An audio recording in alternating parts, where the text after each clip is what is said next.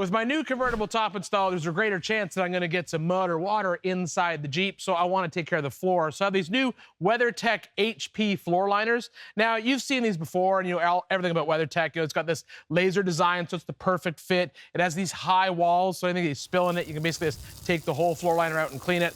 And then it's got these nibs on the back that keep it from moving around once it's installed inside the Jeep. But did you know that WeatherTech now also makes recovery equipment? So they have a full line of soft shackles and kinetic ropes. If you don't know what a kinetic rope is, it's basically a rope that stretches when you use it to extract a vehicle from a stuck position. This particular rope is a 7/8 inch rope, which means it has a braking strength of 28,000 pounds and a vehicle rating of around 10,000 pounds. So it's perfect for a vehicle like this Jeep. If you ever got it stuck, you just basically follow the rigging instructions that are attached to the soft shackle, hook it up to your recovery vehicle, and you can snatch the vehicle out from a stuck position, and the rope will actually stretch like a bungee cord and then pull you out from being stuck. So this is going in the bed of the truck, and these are going on the floor. Look how easy that was to install.